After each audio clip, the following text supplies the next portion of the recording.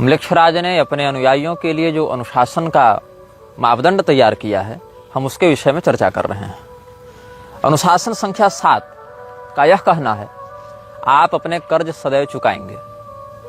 अपने कर्ज चुकाएंगे, इससे तात्पर्य केवल आर्थिक कर्ज नहीं है। जैसे कोई बैंक अपने ग्राहक को लोन देती है और उस ग्राहक से उसके बदले सूद लेती है, तो ये एक प्रकार का आर्थिक विनिमय हो गया, कर्ज का आदान प्रदान हो गया। लेकिन यहां पर ऑलवेज पे योर डेब्ट्स, आप सदैव अपने कर्ज चुकाएंगे। इसका तात्पर्य यह है कि अगर म्लेच्छराज के किसी सेवक के द्वारा आपके प्रति कोई उपकार किया गया है, तो आप उस उपकार को अवश्य चुकाएंगे। आप बीच में संगठन नहीं छोड़ सकते हैं। मतलब आप संगठन के द्वारा दिए गए उपकार का बदला सदैव चुकाते रहेंगे। जहां भी आपका कार्य क्षेत्र हो, जहां पर भी आप कार्य कर रहे हो, चाहे आप नेता हो, चाहे आप अभिनेता हो, चाहे आप खिलाड़ी हो, चाहे आप उद्योगपति हो, चाहे आप चिकित्सक हो, चाहे आप लेखक हो, चाहे आप वैज्ञानिक हो, चाहे आप व्यवसायी हो या जो भी हो, संगठन के द्वारा, म्लेच्छराज के लोगों के द्वारा आपके प्रति जो उपकार किया गया है, आपको जो बल या संसाधन प्रदान किए गए हैं, आप उसका बदला सदैव चुकाएंगे। कभी भी एक तरफा यह संबंध नहीं होगा कि आपने वहां से लाभ उठा लिया और जब अपने कर्तव्य के निर्वहन की बात आई तो आप पीछे हट गए। 8वां नियम यह कहता है, एक जान की कीमत गोली की कीमत से सदैव अधिक होती है।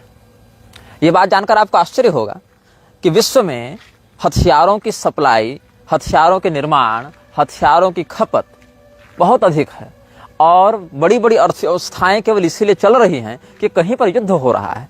किसी देश में चल रहे युद्ध से वहां की अर्थव्यवस्था नष्ट होती है, तो किसी देश में उसी युद्ध के कारण अर्थव्यवस्था चमक जाती है। लेकिन म्लेच्छराज का यह नियम है कि उसके अनुयायी गोली से अधिक जान की कीमत समझेंगे, गोली से अधिक महत्व प्राण को देंगे। अब गोली जो है वो म्लेच्छराज के अर्थव्यवस्था में एक बहुत बड़ा हिस्सा अदा करती है। गोली के कारण, हथियारों के कारण, मिसाइल के कारण, बम बारूद के कारण म्लेच्छराज की अर्थव्यवस्था बहुत ऊपर जाती है और साथ ही साथ विश्व की जनसंख्या उससे संतुलित रहती है। तो म्लेच्छराज को अपने मानसिक गुलामों के ऊपर नियंत्रण करने में बड़ी सुविधा रहती है। लेकिन इसका जो नियम है कि गोली की कीमत जान की कीमत से सदैव कम रहेगी, ये नियम उसके सेवकों के ऊपर बहुत महत्वपूर्ण रूप से लागू होता है, ताकि केवल वो लोग मरें जो म्लेच्छराज के प्रति पूर्णतया समर्पित नहीं है। क्योंकि अगर अपने ही गुलाम मर जाएंगे तो काम कौन करेगा? इसलिए गुलाम जिंदा रहें, गुलाम अपना काम करते रहें। जॉम्बी जो हैं, जॉम्बी का सरदार जॉम्बी को नहीं मरने देता। वेम्पायर इत्यादि के जो सरदार है वो वेम्पायर को नहीं मरने देते, यही मैथोलॉजी में कहा जाता है। लेकिन ये बात यहां भी लागू होती है कि गुलाम अगर मर जाएंगे तो हमारे अभियान को आगे बढ़ाएगा कौन? हमको मैन पावर कहां से मिलेगा? इसीलिए लोग मरें, लेकिन मरने वालों में हमारे गुलाम न हो। हमारे गुलामों की जान की कीमत गोली की कीमत से सदैव ज्यादा रहेगी। इसीलिए जहां बड़े बड़े युद्ध हो रहे हों, वहां मरने वाले लोग या तो म्लेच्छराज के संगठन में, म्लेच्छराज के दल में बहुत निम्न स्तर के लोग हैं जिनके मरने से म्लेच्छराज की सत्ता को प्रभाव नहीं पड़ता, या फिर ये वो लोग हैं जिनको जिंदा रखकर अब म्लेच्छराज को कोई लाभ नहीं होगा। म्लेच्छराज का 9वां नियम यह कहता है, बिना पहले स्तर को पार किए आप अगले स्तर तक नहीं पहुंच सकते हैं। आपको जो काम करने के लिए कहा गया है, यदि आप उस काम में असफल होते हैं तो आप उसी स्तर में फंसे रह जाएंगे। जैसे कि किसी भी सत्ता के लिए अलग अलग स्तर होते हैं। जैसे कि नेतागिरी में भी स्तर है, मुखिया है, सरपंच है, उसके ऊपर आप नगर पंचायत या जिला परिषद देख लीजिए, उसके ऊपर सांसद है, विधायक सांसद देख लीजिए, उसके ऊपर प्रधानमंत्री, मुख्यमंत्री इत्यादि हैं। तो उसी प्रकार से यहाँ भी अलग अलग स्तर हैं। और फ्रीमेसन्स में भी 33 स्तरों की बात कही जाती है और फ्रीमेसन्स भी काउंसिल ऑफ 17 का एक हिस्सा है। फ्रीमेसन्स हो, इल्यूमिनाती हो या बोन एंड स्कल्स हो, ये सब अलग अलग जो अनुभाग चल रहे हैं म्लेच्छराज के, ये सभी काउंसिल ऑफ 17 का ही हिस्सा है। काउंसिल ऑफ 17 में 15 संस्थाएं हैं और जो 2 हैं वो आर्द्रम्लेच्छ और अनाम्लेच्छ हैं। जो मतलब जैसा कि मैंने आपको पिछले अनुभाग में बताया था, एक ही शरीर में रहने वाली 2 शक्तियां हैं, आर्द्रम्लेच्छ और उसका नियंत्रक अनाम्लेच्छ।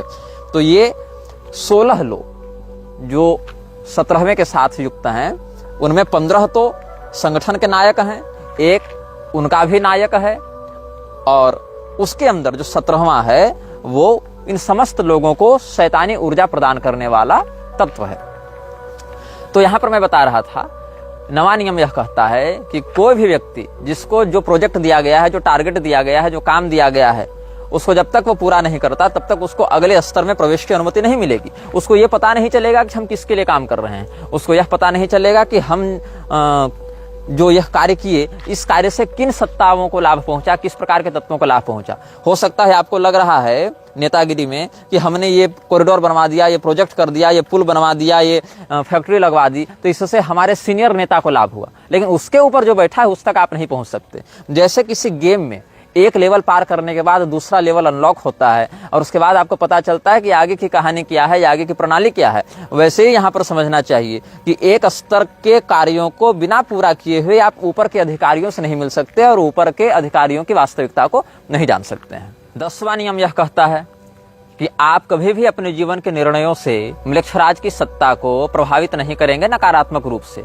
आपके द्वारा की गई कोई डील, आपके द्वारा किया गया कोई निर्णय, आपके द्वारा दिया गया कोई वक्तव्य अगर म्लेच्छराज की सत्ता को एक्सपोज कर रहा है, म्लेच्छराज की सत्ता के हितों के विरुद्ध जा रहा है, तो आपको न केवल उसके संगठन से बाहर किया जाएगा, अपितु आवश्यक होने पर 2 स्थितियों में या तो आपको निजी रूप से गायब कर दिया जाएगा, मार दिया जाएगा, या फिर आपके समस्त परिवार और राजदारों के साथ आपको नष्ट कर दिया जाएगा। तात्पर्य यह है कि यदि आप किसी विषय में कंप्रोमाइज कर रहे हैं, किसी विषय में निर्णय ले रहे हैं और वो निर्णय आपके उच्चाधिकारियों के संज्ञान के बिना है, तो आप इस बात को सुनिश्चित करें, यदि जिंदा रहना चाहते हैं तो, कि आपके द्वारा लिए गए निर्णय से आपके उच्चाधिकारी नकारात्मक रूप से प्रभावित नहीं हो। म्लेच्छराज के 11वें नियम को कहते हैं मंदिर का नियम। इस नियम को इसने वेदों से चुराया है। वेदों में एक सिद्धांत है, देहो देवालय प्रोक्तो जीवो नाम सदाशिवः त्यजेद ज्ञान निर्माल्यम सोहम भावेन पूजयेत। तात्पर्य क्या है? हमारा शरीर ही मंदिर है और उसमें रहने वाला जीवात्मा ही परमात्मा का स्वरूप है। इसीलिए शरीर रूपी मंदिर में रहने वाले चेतन रूपी देवता की हम आराधना करते हैं और अपने अज्ञान को ही निर्माल्य समझकर उसका विसर्जन करते हैं, ज्ञान को ही उपलब्धि मानकर स्वीकार करते हैं। मैं वह परमात्मा हूं, मैं ही परमात्मा का अंश हूं, मैं ही परमात्मा हूं, ऐसा समझते हुए जीव और ब्रह्म में अभिन्नता का विचार करते हुए आत्मयजन का उपदेश शास्त्र करते हैं। लेकिन इसी बात को नकारात्मकता की ओर से ले जाते हुए जो 11वां नियम है वह कहता है कि पहले नियम के आधार पर आपने जिस अनाम वृक्ष की ज्योति की प्रतिष्ठा अपने हृदय में की थी, उसी ज्योति को आप अपने आत्मसात भाव से जगाते रहें और अपने शरीर को कभी भी आप क्षति नहीं पहुंचा सकते हैं। एक बात ध्यान दीजिएगा, पूरे विश्व में ड्रग, नशेबाजी, व्यभिचार और मानव तस्करी इत्यादि में म्लेच्छराज का प्रत्यक्ष हाथ है, किंतु म्लेच्छराज के जो उच्चाधिकारी हैं उनको शराब पीने की अनुमति नहीं होती है। म्लेच्छराज के उच्चाधिकारियों को ड्रग लेने की अनुमति नहीं होती है।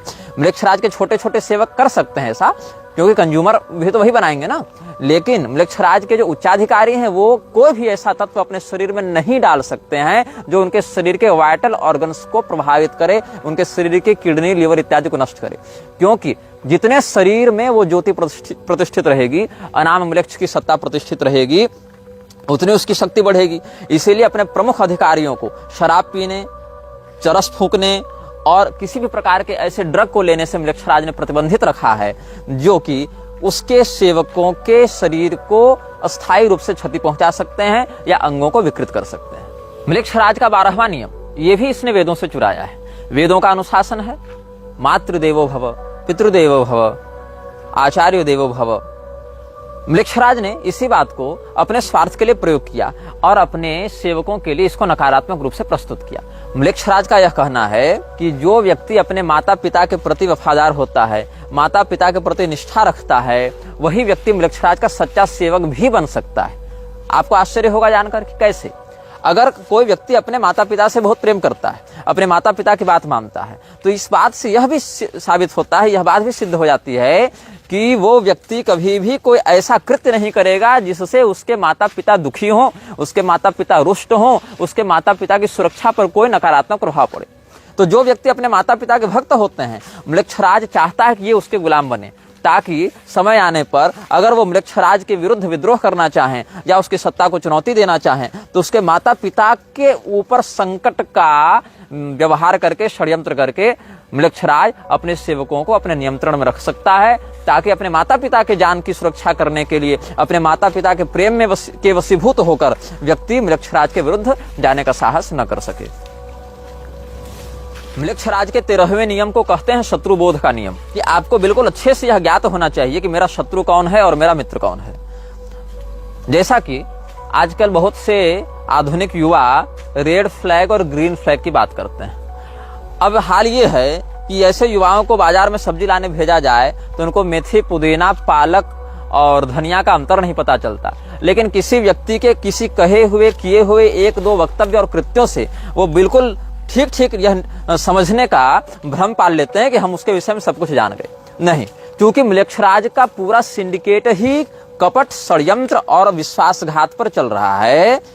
बाहरी लोगों के लिए, संगठन के आंतरिक लोगों के लिए नहीं, बाहरी लोगों के लिए, बाहरी दुनिया के लिए म्लेच्छराज कपट, विश्वासघात के ही आधार पर समस्त कार्यों को करता है। तो यह समझना चाहिए कि आप अपने शत्रु और अपने मित्र को बहुत अच्छे से पहचानेंगे। हो सकता है कोई व्यक्ति षड्यंत्र करके आपके दल में सम्मिलित होना चाहता हो और आप उससे रहस्य बता दें, या आपके विश्वास को अपना हथियार बनाता हुआ वह म्लेच्छराज के विरुद्ध कोई षड्यंत्र करे या उसकी सत्ता को चुनौती देने का प्रयास करे, तब क्या होगा? तो हमारे गुलामों के माध्यम से हमारी सत्ता बढ़ती रहे, बिगड़े नहीं, इसके लिए उसके गुलाम सदैव सतर्कता पूर्वक अपने वास्तविक मित्र और वास्तविक शत्रु का चिंतन करते रहते हैं। ये म्लेच्छराज का एक और नियम हमने आपके समक्ष बताया।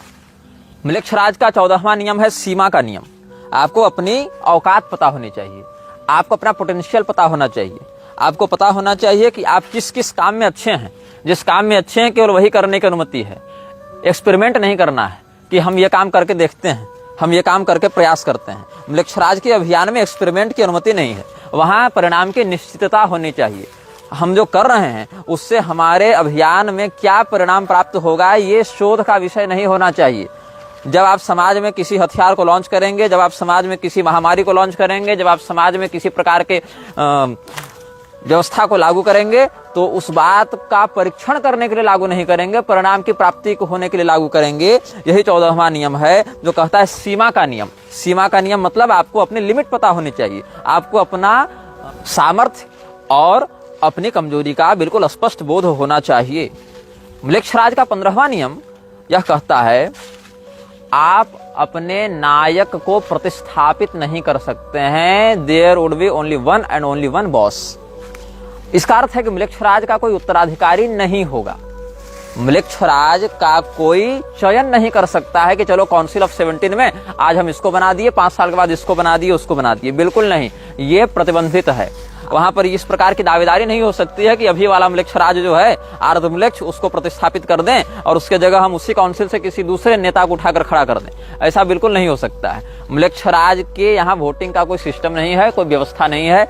म्लेच्छराज इस बात को बिल्कुल स्पष्टता से कहता है कि आप किसको अपना नायक मानते हैं और उस नायक के प्रति आप वफादार बने रहें, और निश्चित ही वो स्वयं को ही सर्वश्रेष्ठ नायक के रूप में ख्यापित करता है। यहाँ तक कि म्लेच्छराज 2 प्रकार के विकल्प देता है, या तो आप ईश्वर को अपना सर्वस्व माने या तो पैसे को। यदि आप ईश्वर को अपना सर्वस्व मानते हैं तो इसका अर्थ है कि आप म्लेच्छराज के संगठन में प्रवेश पाने योग्य नहीं हैं। यदि आप पैसे को अपना सर्वस्व मानते हैं तो म्लेच्छराज आपको इतना कुछ दे देगा जिसकी आपने कभी कल्पना भी नहीं की होगी। 16वां नियम पलायन का नियम है। पलायन का नियम यह कहता है कि आप भागने से डरेंगे नहीं। ये एक विचित्र बात है, क्योंकि आमतौर पर अच्छा उसको माना जाता है जो भागे नहीं, परिस्थितियों का डटकर सामना करे। लेकिन म्लेच्छराज का 16वां नियम है पलायन का नियम। आपको बिल्कुल पता होना चाहिए कि कहां पर भागना फायदेमंद है, कहां पर कदम पीछे खींचना फायदेमंद है, कहां पर बने रहने से आपको क्षति होगी। इसीलिए आप परिस्थितियों से भागने के लिए सदैव तैयार रहें। लड़ने के लिए तो तैयार हैं, ठीक है, लेकिन प्रयास करें कि यदि अपने आप को छिपाकर, अपने आप को भगाकर अगर स्थिति को अपने अनुकूल किया जा सकता है तो केवल ज्यादा ड्रामेबाजी, डायलॉगबाजी, होशियारी, हीरोगिरी दिखाने के चक्कर में काम न करें। वहां से पलायन कर जाएं, छिप जाएं और अपने रूप को छिपा लें ताकि आपकी वास्तविकता समाज के सामने न आए। 17वां नियम है अच्छाई का नियम। Everything good is not always good for you. म्लेच्छराज का 17वां नियम है अच्छाई का नियम। हो सकता है बाकियों के लिए वो चीज बहुत अच्छी हो, लेकिन आपको ध्यान में रखना है कि हर अच्छी चीज आपके लिए अच्छी नहीं होती। दवाइयां तो बहुत सी हैं, हर दवाई हर मरीज के लिए नहीं होती। भोजन हर प्रकार के उपलब्ध हैं, हर प्रकार का भोजन हर प्रकार के उपभोक्ता के लिए सही नहीं होता। तो ये समझना बहुत आवश्यक है कि संसार में जितनी भी अच्छी चीजें हैं, आवश्यक नहीं कि सब आपके लिए भी अच्छी हों। इसीलिए मृक्षराज का 17वां नियम यह कहता है कि कभी भी बाहरी अच्छाई की देखा देखी में निर्णय न लें, उसमें हितों का ध्यान रखना सीखें। मृक्षराज का 18वां नियम यह कहता है, आपके हृदय में अनाम मृक्ष की जो ज्योति प्रतिष्ठापित की गई थी पहले नियम के आधार पर, आप उसको बेच नहीं सकते, क्योंकि आपने अपनी आत्मा बेच दी है अनाम मृक्ष को। अब आप उसका पुनः विक्रय नहीं कर सकते हैं, साथ ही आप उसको स्थानांतरित नहीं कर सकते हैं। जो व्यक्ति मृक्षराज का सेवक होता है, ये बात ध्यान में रखता है, अपने बेटे को भी वह ज्योति स्थानांतरित नहीं कर सकता। The flame of soul can't be sold और कांट बी ट्रांसफर्ड। वो जो ज्योति स्थापित करता है, जैसा कि मैंने कल आपको बताया था पिछले अनुभाग में कि असुर राजाओं ने अनाम मृक्ष और आर्द्र मृक्ष के स्तर प्रारूप के लिए बच्चों का बलिदान देना प्रारंभ किया था, अग्नि कुंड में डालकर। बाल वर्शिप करके भी एक ऐसा ही रिचुअल यहूदियों में देखा जाता है, जहां पर बच्चे को इस प्रकार से बलिदान दे देते हैं। और बाल वर्शिप बहुत गुप्त रूप से किया जाता है, जिसकी कई बार संकेत के रूप में झलक समाचार पत्रों में या सोशल मीडिया इत्यादि पर भी प्राप्त हो जाती है। तो यह समझना आवश्यक है कि आपके हृदय में जो अनाम मृक्ष की ज्योति है वो स्थानांतरित नहीं की जा सकती। हर व्यक्ति के लिए व्यक्तिगत होती है, उसको संपत्ति के आधार पर वसीयत में नहीं डाला जा सकता, उसके माध्यम से। और ये भी नहीं कि आप विसर्जित कर सकते हैं, क्योंकि उससे आपकी चेतना जुड़ी हुई है। यदि आप उसको विसर्जित करेंगे तो आपकी आत्मा को भी शरीर से बाहर निकलना पड़ेगा। ये नहीं कि हमने ज्योति निकाल दी और हम आत्मा को अपने शरीर में धारण किए हुए हैं, ऐसा नहीं हो सकता है। वो दोनों की संयुक्त प्रतिष्ठा होती है। यदि आप में उस ज्योति की सुरक्षा करने का साहस नहीं है, उस ज्योति की सुरक्षा करने का सामर्थ्य नहीं है, तो धीरे धीरे वह ज्योति आपको नष्ट कर देती है। अर्थात जैसे आप किसी गाड़ी में बैठे हुए हैं और गाड़ी का नियंत्रण कर रहे हैं, लेकिन अगर गाड़ी से आपका नियंत्रण चला जाए तो वो गाड़ी स्वयं को भी नष्ट कर लेती है और आपको भी नष्ट कर देती है। उसी प्रकार से हृदय में जो अनाम मृक्ष की ज्योति जलती है, जब द फ्लेम ऑफ सोल जो उसने स्थापित किया हुआ है, वह जो अग्नि ज्वाला है, उस अग्नि ज्वाला को यदि आप नियंत्रित नहीं करते हैं तो अग्नि ज्वाला आपको नियंत्रित करते हुए मानसिक रूप से पागल कर देती है और विनष्ट कर देती है। 19वां नियम यह कहता है, the talks of house remain in the house. Council में जो बात होगी वो काउंसिल में ही रहेगी। किसी भी सार्वजनिक समाचार पत्र में, किसी भी मीडिया चैनल में, किसी भी प्रकार के प्रसारण संबंधी व्यवस्था में उसको सार्वजनिक नहीं किया जाएगा।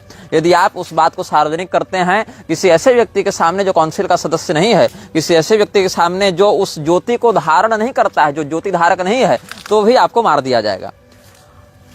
मतलब जो भी घटनाएं, जो भी निर्णय, जो भी परियोजनाएं काउंसिल की बैठक में चर्चित होंगी, निर्णीत होंगी, वो केवल और केवल काउंसिल सदस्य ही जान सकते हैं। वही व्यक्ति जान सकता है जिसने अनाम मृक्ष की ज्योति की प्रतिष्ठा अपने हृदय में की है। 20वां नियम है उद्देश्य का नियम। कभी भी अनाम मृक्ष की ज्योति का धारक अपने लिए किसी भी चीज की वैयक्तिक कामना अनाम वृक्ष के विरुद्ध जाते हुए नहीं कर सकता है। मृक्षराज के उद्देश्य को पूर्ण करना ही उसके जीवन का, उसके कृत्य का अंतिम और सर्वोच्च लक्ष्य होना चाहिए। वो प्रसिद्धि की चाह में, पैसे की चाह में या समाज में प्रतिष्ठा की चाह में अनाम वृक्ष के विरुद्ध नहीं जा सकता है और अनाम वृक्ष के अभियान को खतरे में नहीं डाल सकता है। You will not seek for your name and fame, you will always seek for मृक्षराज सक्सेस इन हिज मिशंस। यह वीडियो जल्द ही हटा दिया जा सकता है। कृपया थर्ड पार्टी ऐप्स का उपयोग करके डाउनलोड करें। आप इस वीडियो को अपने चैनल पर फिर से अपलोड भी कर सकते हैं।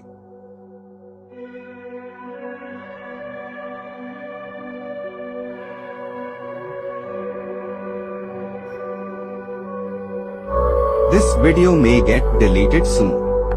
Please download using third-party apps. You may also re-upload this video on your channels. Thank you.